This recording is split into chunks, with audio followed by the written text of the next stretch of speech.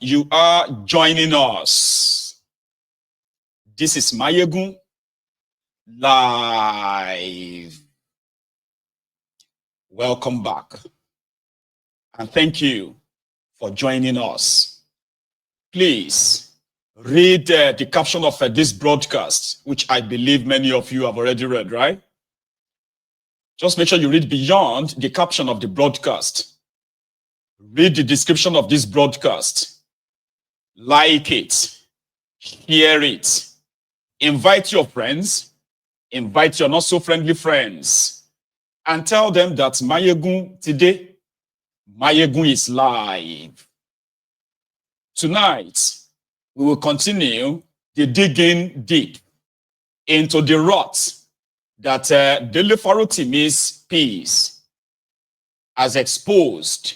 It is like the opening of the can of worms of the rot in a system that should have been the last hope of the common man in Nigeria. It is lost, but it is always better to put it on record. How did Nigeria arrive at this sorry, precarious state? How the supposed people who are supposed to uphold the rule of law in that contraption sold off and gave us a contraption where law or justice is now for the highest bidder. So thank you very much if you have been following this development. In the last 1 week, it keeps getting interesting and interesting. The rogues in power in that Nigeria, they continue to justify the reasons why a lot of people are continually to dissociate themselves from Nigeria, physically and mentally too. Farotimi, an enigma, the mouthpiece, the symbol of truth, especially for this generation, the generation that has been lied to many times. Nigeria lied to us, especially us, the younger generation. We were told that if we do everything right, we will be the future of that country. But they lied to us. Majority of those who were supposed to be our role models, I'm talking about in every field in that country, they are unraveling. Majority of them are criminals that were never detected or that never answered to their crimes against the generations yet unborn. But we give it thanks to the likes of Farotimi, people who have been doing their own bit to enlighten us, to let us know that we might have been called Nigerians, but we do not have any citizenship of that country. We are mere subjects. There are those who are above the law, and they will always be above the law, because those who are supposed to hold them responsible have become compromised, corrupt, that they've corrupted the entire system. Institutions that are supposed to hold political class responsible, or all class of people responsible, has become part and parcel in field, in the gutter game of money, power, and irresponsibility. They have grown so old and so accustomed to this rot that they expect us to inherit a failed system, a failed country. And we must still be very proud to have come from a failed country. These are the people who don't want to be held responsible. But piece by piece, information, genuine information and facts will continue to help us to understand why and how Nigeria arrived at this current state. We celebrate criminals because their crimes have been deodorized. We are told that we should worship criminals and see them as role models in politics, in business, in other professional bodies in Nigeria. But thanks to the likes of Farotimi, that their contribution, their invaluable contribution to this generation and the generation coming will speak for a very long time, and it will be like they will be the torchbearer in this dark country that has failed us repeatedly. And yet those who did that to us want us to respect them, bow for them, worship the ground they walk, but we won't. And that is why the lies told us about Nigeria, we must never tell our own children the same lies. We must never give our own children the false hope that there was a country, or there is a country rather. But rather, it is actually there was a country. Those who made that possible, they are being exposed now, as some of them are still here. So, ladies and gentlemen, Dele Farotimi's book is now the bestseller. But the corrupt judiciary is not limited to the judges. It is an institutionalized corruption where even a retired judge exposed through our own experience. She didn't say that the judges are not corrupt, but she wants us all to know that the same way we have supposedly have the civil servants, which have ultimately turned to evil servants. In the theater of justice, in the judiciary, it's not just the judges that are corrupt. It is not just those judges that are being bribed to upturn the will of justice, to turn justice over his head and sell this judgment to the highest bidder. Majority of those who claim to be senior advocate of nuisance in Nigeria, SANS, they are a bunch of criminals, cash and carry lawyers who have no respect for the same legal profession. And some of them swore to indeed protect and make better. They are those who are buying judgments from corrupt judges, selling favors, and on to protect the criminal politicians who in turn have used that same instrumentality of law to subvert the law and subvert the will of the people, be it in business or be it in election. Who are those who are taking briefs from these rogues? They are lawyers. Sometimes I ask myself, is it even worth it for anyone to go and study law and be a lawyer in a lawless country? I do ask. But when I see the likes of Dele Farotimi, when I say the likes, it's not only Dele Farotimi that is outspoken in this whammy, in this puddle of, corruption that are speaking up. There are many others, but Dele Farotimi stands out at this point. If people like him didn't study law, maybe they won't actually see the lacuna in the system that was supposed to be the bastion of hope for all of us. We're all supposed to be so scared, right? When the will of justice that we were told that it may actually be slow, but a grind non-stop. When it comes, it can grind even the most powerful, personality that breaks any law. When the wheel of justice rolls, it may be slow, but it can be very grinding. So people like him are those who have dared the consequences, even at the cost of their own, profession, so to say, their career, all right, by speaking out. So the system has come for Dele Farotimi, and this is why a lot of people or a lot of supposed lawyers would rather zip up, not speak out. But thanks to Dele Farotimi, who has now opened the can of worms. Yeah, this may not really make any difference in the whole scheme of things.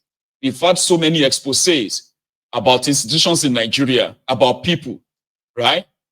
In which the supposed citizenry, right, are supposed to take advantage of all this opportunity. to go for this establishment have become so docile, so lazy, so weak, impoverished beyond doubt that they could barely fight. People that could barely feed themselves. How are we sure they can fight? But this information are already radicalizing the younger generation that can no longer be lied to, that their problems are spiritual. We now know that Nigeria problem is not spiritual. If there is anything spiritual about Nigerian problem, this will be physical, spiritual problems, because we know the names of those behind all of this nonsense. We know their accomplices, and indeed a day is coming that we will come for them. If the older generation, they continue to gaslight the younger generation, calling us people who have no respect for elders. Now we have discovered that that is not a waste of a confrontation, so to say. The older generation have been part and parcel in enabling this madness. So the younger generation will no longer be gaslighted by this older generation that want us to respect criminals. We won't respect criminals, and justifiably so. We will tell our own younger ones that they should not respect criminals, whether they are pastors, imam, lawyers, son, governors, X this or X that. Once you identify the people responsible for the failure of Nigeria, we will give it to them according to their, according to their deeds.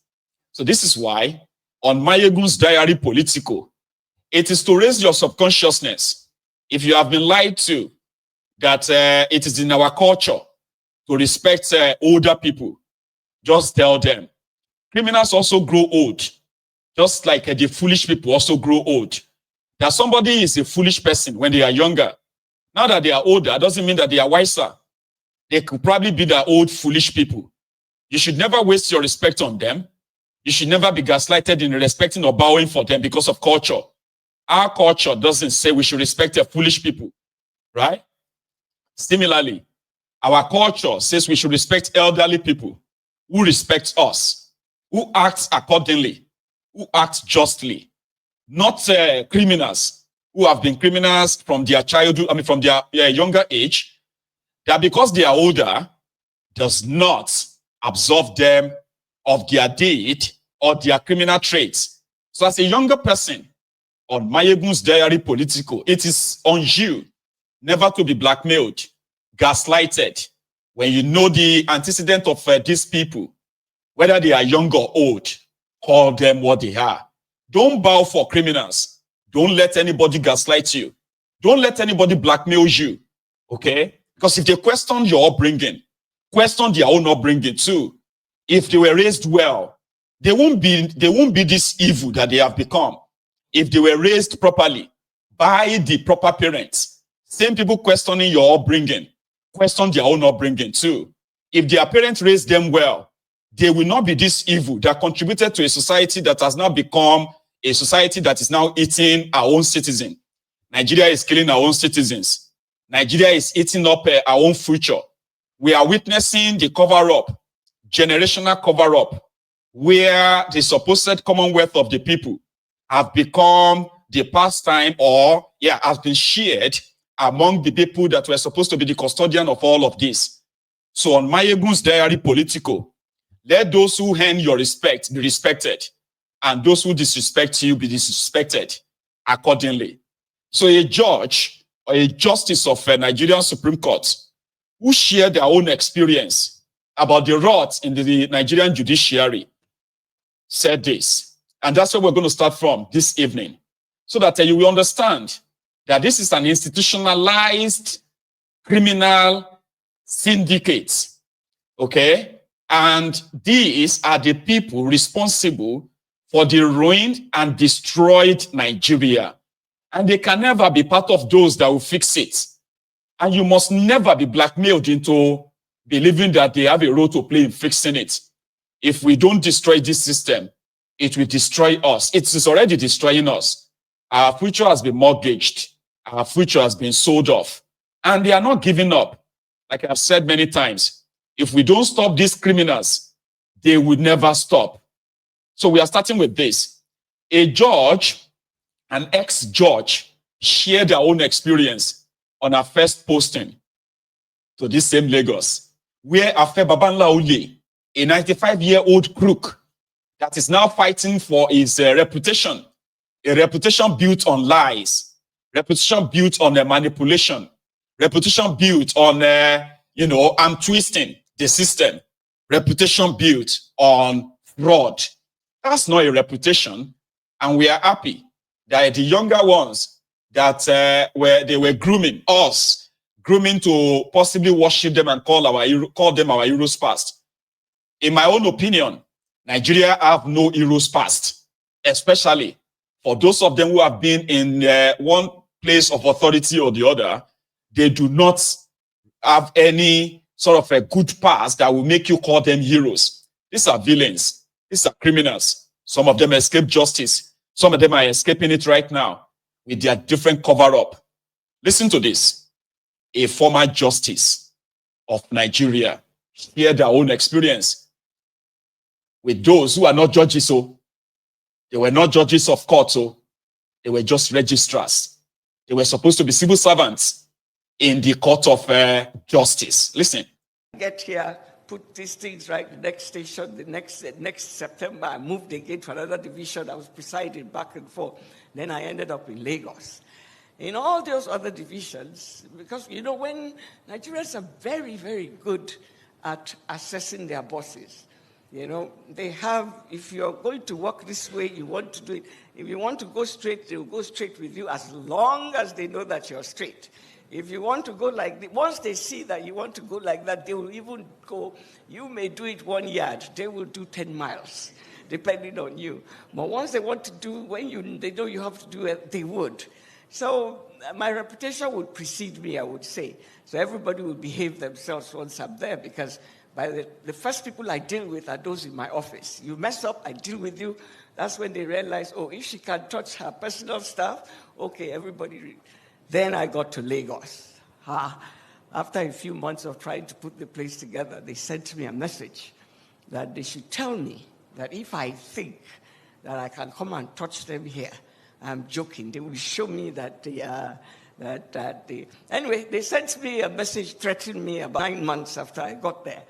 And I keep telling the story of how I looked at myself that year, first day of Ramadan of 2013. And I'm like, they're threatening me. And it was like, what do I do? When you're so used to people obeying and doing them, and then somebody decides to take you on. I mean, you could imagine how I was thrown in my chambers. What do I do? Fortunately, the presiding at the PCA, Honorable Justice Bokachua, was in town, and she left a message that I was the only one who could see her. So I went to see her and directed the whole, I was having with her. And the threat they had given me, I called the people, I took the registrar, DCR, who told her exactly what was happening. And my bottom line is that after I spoke to her and all that, I went back to my chambers. One thing they don't tell you about civil services, as long as it's not in writing, nobody's going to do anything about anything. And we don't report. Nobody wants to be the one to bail the cat, to actually put things in writing, to complain against this, that, or the other. I went back to my chambers. I asked for all the staff, my staff, and who and who, in what department, how long have you been there? The registry, where they sent me this message, was now, I discovered that about 20-something of them had been in the registry for 36 years. Do you know what? Registry for 36 years. They're changing jeeps. They are changing everything. Because when we're talking of the judiciary, everybody looks at the judges. They look at the judicial officers. They forget the staff that runs the whole place. That the lawyers have to file papers, that the papers have to come to everything has to be done before we come to sit in court. So they blame the court, they blame the judges, they blame everybody without looking at the staff that have to run the place to put things together before those files are put there. So I had a system where, can you imagine a young lawyer who had met a young registry staff in the registry where you file your papers. 36 years later, they are SANs, they have big men, and these people are still seated there. So when they want a case to go on, they will know how to do it. If you don't want a case to go on, they will just hide the file, or the papers are not there. Now we are overworked. I go into court, you have a cost list of about how many cases to do. When they tell you, what about, my lord, I have an application, where is it? It's not in the file. Why is it not in the file? Bailiffs has not served, or if they have served, oh, we can't find it. What do? We're overworked. It's a case of take an adjournment. An adjournment can take you another 2 years. And what has happened? One of your lawyer on the other side has bribed the staff there to remove the process so that you will get that matter done. Anyway, to cut a long story short, I now attached all of it and wrote SOS that my registry had collapsed. This is what has happened. They've been working there. They don't have any digital sense. So 23 people have worked for 36 years in that place. 20 people for 34 years. From all of them, about 100 and something had been working there between 20 and 34 years in the registry. So I sent out this, I wrote this thing, attached everything, and wrote, the PCA acted on it, and before you knew it, 60 of them had been, from Lagos to Yola, to Ilorin, to Gombe, to wherever. They were now thrown out. So I later saw the head of admin and asked him, how did you know the 16 people that you removed? He said, we've always known them. We've always known the ringleaders, but they had godfathers. You couldn't have reported it. But since you had now put it in writing like that, they had something to act on. They had something to act on, and we know them, so they get here. They always know them. When you walk into any government office, you will see a lot of people that have been there in a particular position. They do not want any transfer, any career progression, no nothing, because that spot is like the gold mine in that department. They are those that will decide if your case file, your application for something is to move up or to remain in the same place or go missing. The judges can meet, right? They can meet at their own usual coven somewhere. But you see, the Ministry of Justice, the court registrars, they have their own form of like a coven as well. And there are lawyers, okay, who knows this and enables it. To the point that from what she said, there are actual lawyers that will go in there against their fellow lawyers. You know, it's like two lawyers defending, one defending this person, maybe it is the appellant, and this one is the defendant or so. So you can make this person's file disappear through the registrar in court by paying the right money.